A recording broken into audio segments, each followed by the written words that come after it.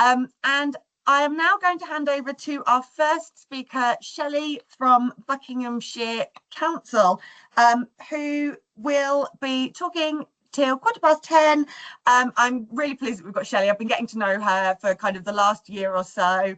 And I guess in the same way that I think we do at LGAI, Shelley kind of joins the dots, I guess, across Buckinghamshire colleagues, you know, between service areas. So yeah, very, very keen to hear from Shelley. Over to you. Morning all. I'm Shelley Bowyer. I did have a panic then that I hadn't unmuted myself. Are you putting up the slides, Emma? Or yes, wonderful. I'm Shelley Bowyer. I am the Business Apps Manager for Adults and Children's Services. As you can tell, it just rolls off the tongue, that title. And I'm really pleased to see that some of my favourite people from local government in the AI world are on the call. I always love seeing some of these people because I don't get to speak to them enough.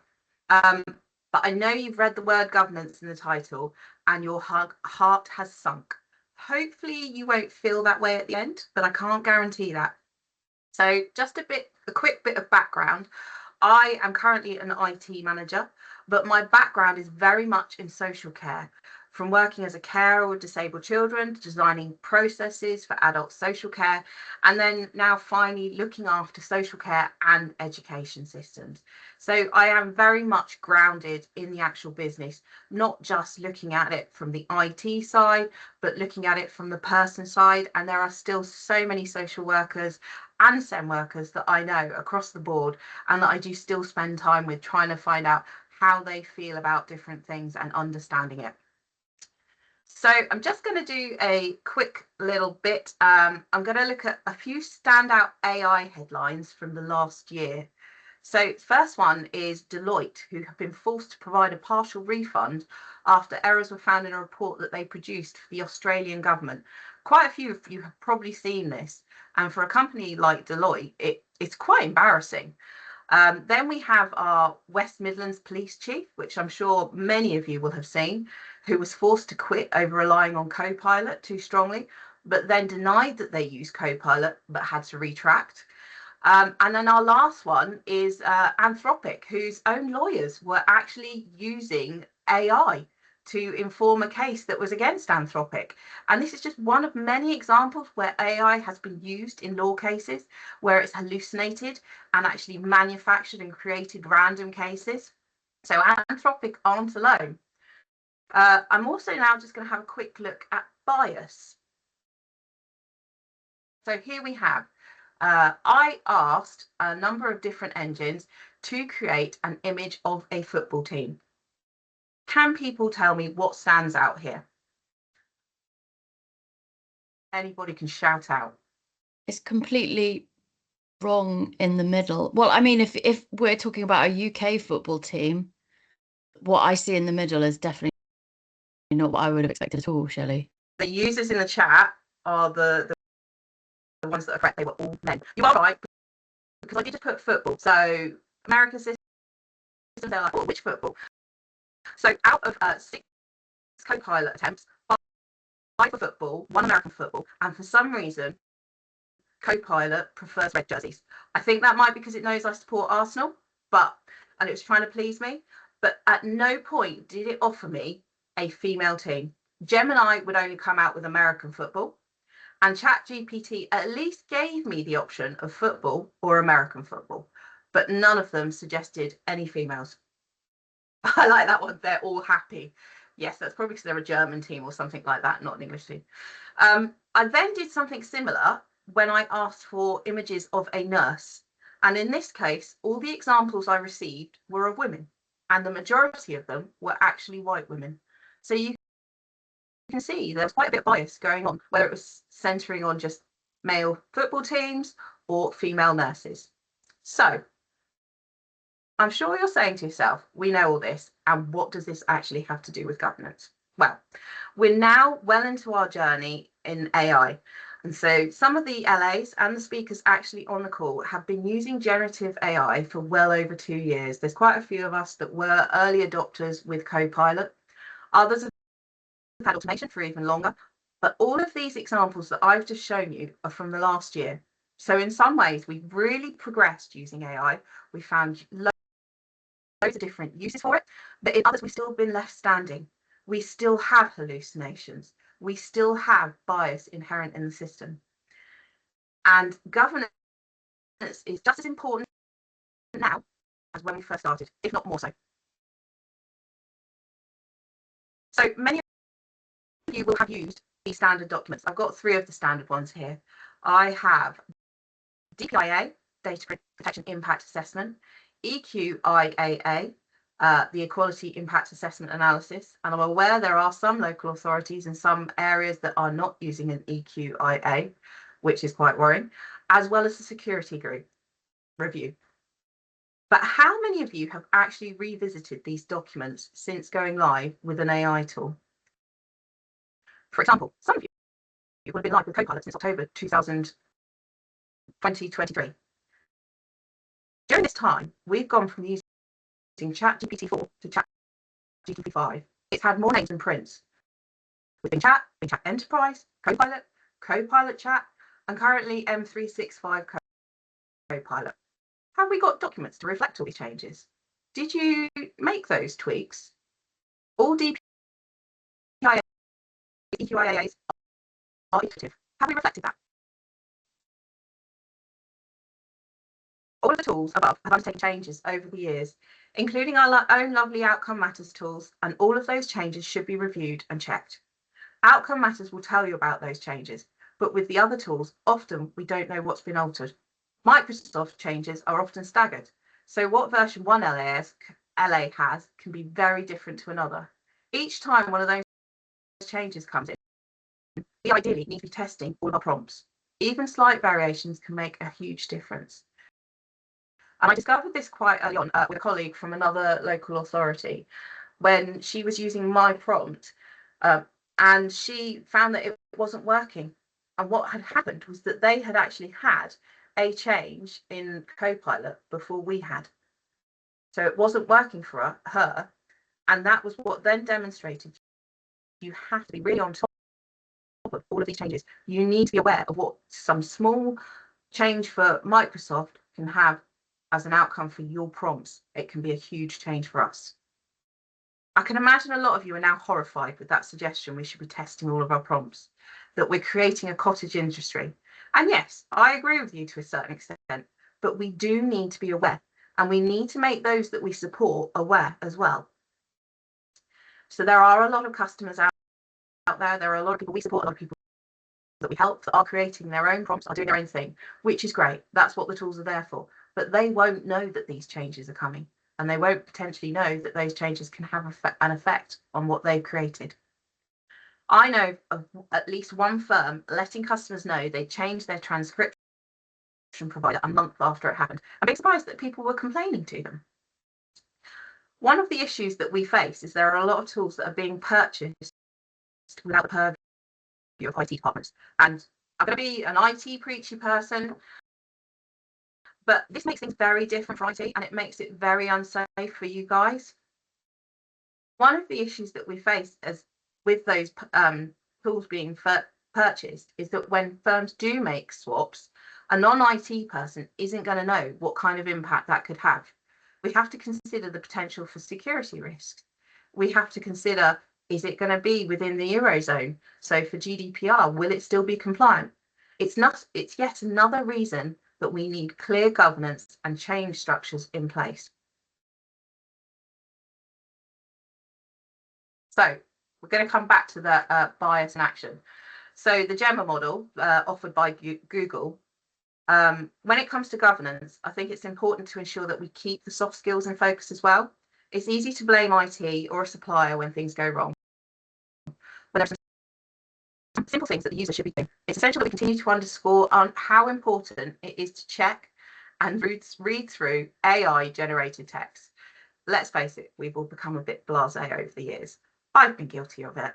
I've added a couple of things, come back and said, what the heck is this? What have I written? And really not understood it at all. And it's easy when you're in a rush just to accept what's been created. But in some cases, that can have a huge impact. So going back to the bias and mentioning again Google's Gemini model, Dr. Sam Rickman carried out a study, and they used large language models to generate 29,000 plus pairs of summaries based on real case notes. Now, each pair described the same individual with only the gender swapped, allowing for a direct comparison of how male and female cases were treated by the AI. So if we look here, Mr. Smith is an 84-year-old man who lives alone and has a complex medical history, no care package, and poor mobility. So most people will read this and think, oh, Mr. Smith's at risk, we need to put in emergency care. Now have a look at what happened for Mrs. Smith. She's an 84-year-old living alone. Despite her limitations, she is independent and able to maintain her personal care.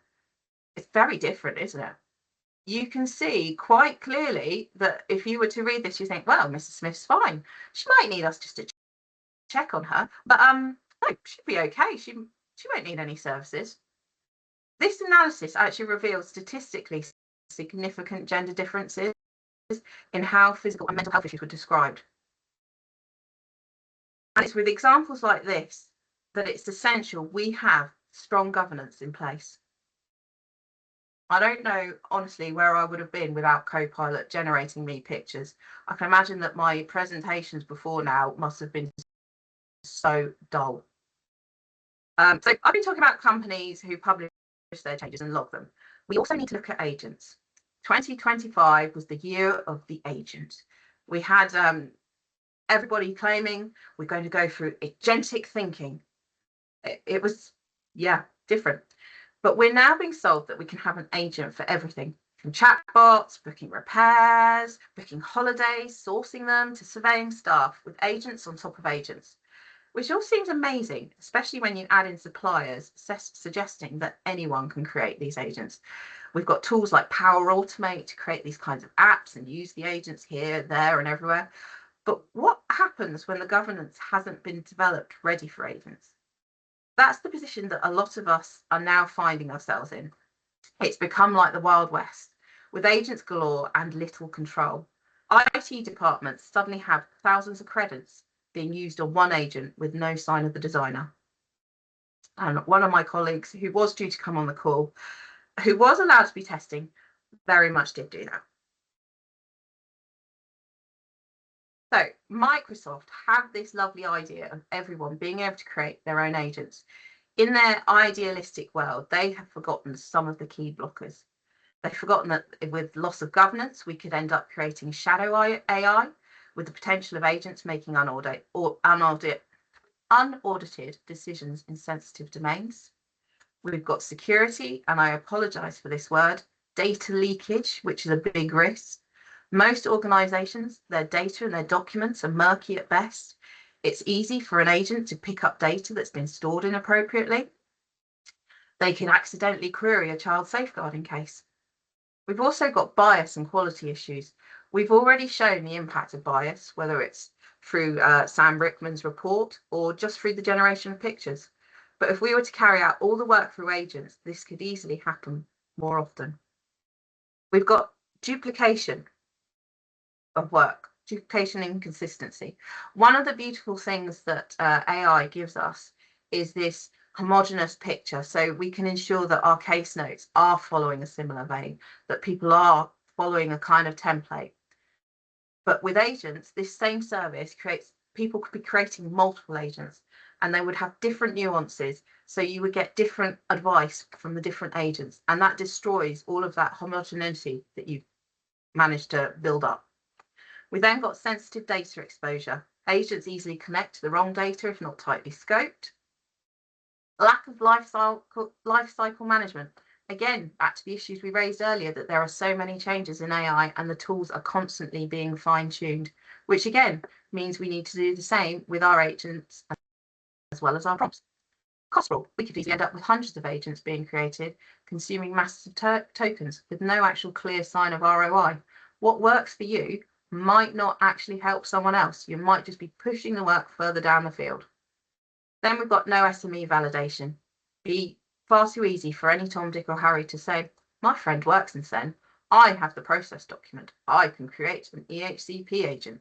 They could create something, but they wouldn't have the experience to understand what feeds into it, or how evidence from a certain appendix should actually outweigh another at appendices. The reverse is also true. We shouldn't expect a social worker just to be able to automatically craft their own agent. Some of you might have heard this before, but I had an amazing social worker that I worked with, and if I ever ended up in hospital, she is the person that I wanted to look after me, to assess me. But she was terrible when it came to technology. She once sent her laptop back because the spell check did not work. That did not mean she was a bad social worker. It just meant that IT was not her area, and I wouldn't expect social workers to be able to have to go in and create their own prompts or create their own agents. I'd be happy for them to try, but I wouldn't expect that of them.